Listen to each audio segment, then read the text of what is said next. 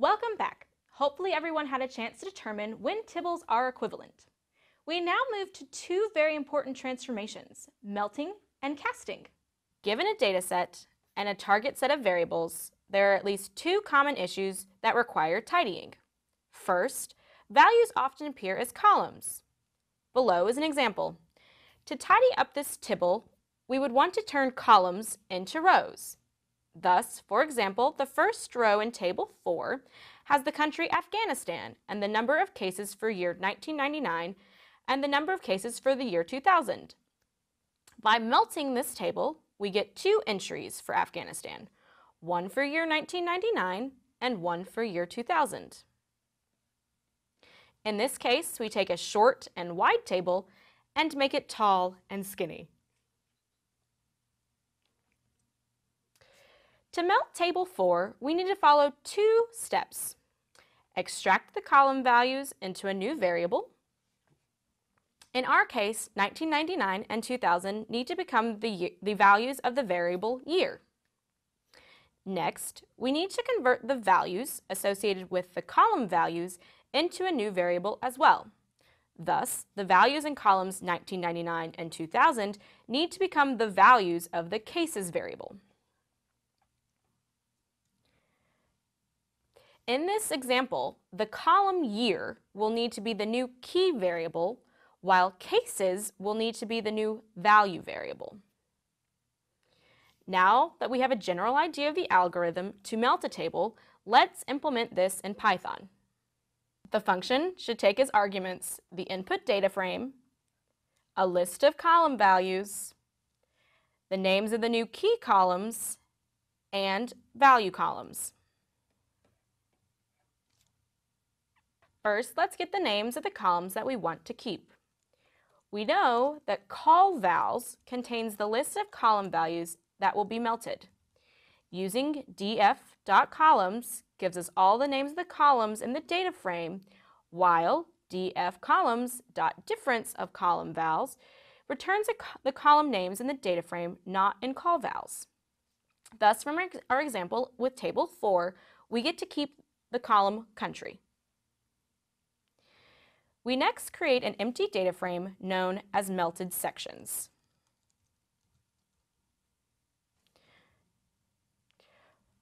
For Table 4, key equals year and value is cases.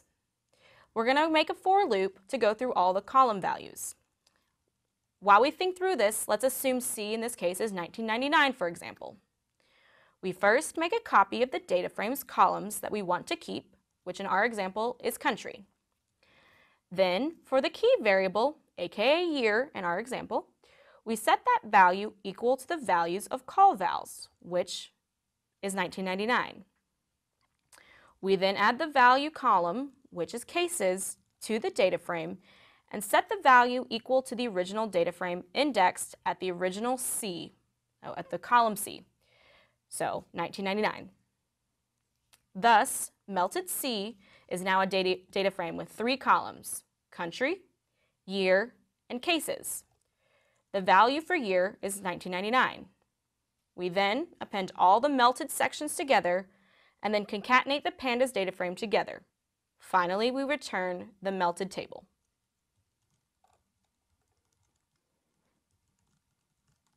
The second most common issue is when an observation is split across multiple rows.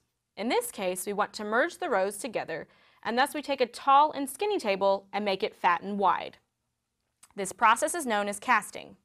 For example, notice that Afghanistan in Table 2 has two entries for year 1999 and two entries for year 2000. One of the entries per year is the number of cases, while the other represents the population. By casting, we can get one row for year 1999, where we have a column for cases and a column for population. The signature of a cast is that you only need to know the key, which is the column of the input table containing the new variable names, and the value column, which is the column with the corresponding values. Now we're going to work through an example and applying this algorithm. In exercise 6, you need to cast a data frame into a tibble. The function takes 4 parameters: the original data frame, the key and value columns, and an optional parameter called join how, which asks how we should join the data. We have some initial code that asserts that the data frame is a pandas data frame and that the key and value columns are actually in the data frame, and confirming that join how is either an outer or an inner join. Furthermore, we know that fixed vars is the list of column names that are not keys or values and thus will stay the same. We also have an empty data frame named tibble with the columns named after the fixed vars. First, we want to get a list of the unique values in key. Recall that for every country in Table 2, there were cases and population values.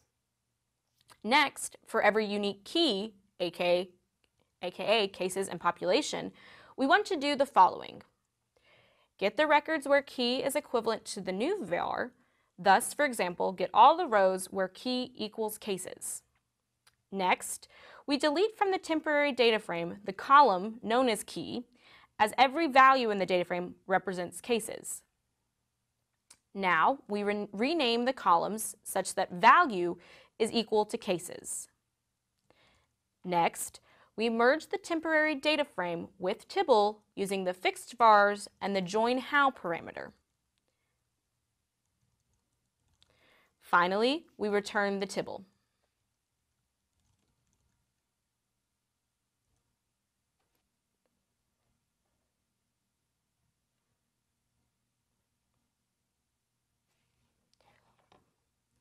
We now turn to the idea of separating variables. Recall what Table 3 looks like. We see that there is a column known as rate, which actually combines cases and population. In this case, we may want to separate the rate column into two separate variables. In exercise 6, we are asked to write a function to help with this. So let's take a look at that. All right, so in exercise 6, we are asked to write a function that takes a data frame and separates an existing column called key into new variables which are given by the list in 2.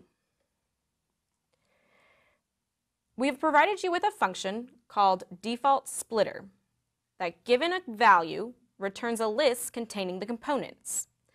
Thus, for the example of passing the text string "give me $10.52 in exchange for 91 kitten stickers," we will be returned a list of 2 items, 1052 and 91. We will now write the function separate using, hopefully, default splitter. The first thing we want to do is define perhaps a secondary function called apply splitter, which would take a string input and return the values in a pandas series.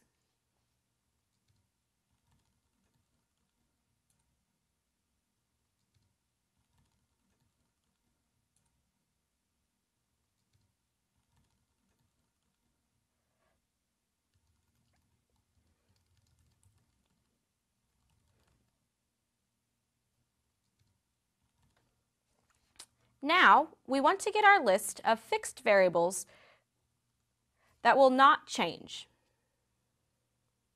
using the df.columns.difference function.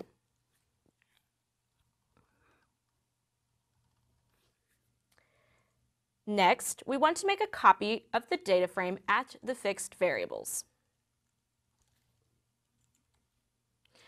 Now, we can use apply splitter to apply splitter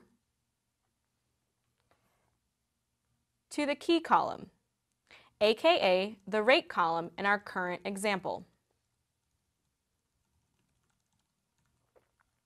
Finally, we return the concatenated tibbles, the fixed vars, and the separated values.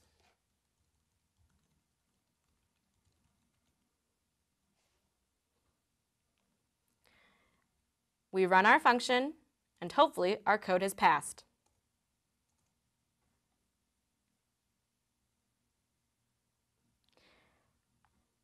Exercise 7 is the inverse of separate, known as unite. On your own, write a function that takes the subset of column values from a single observation and returns a new value for that observation.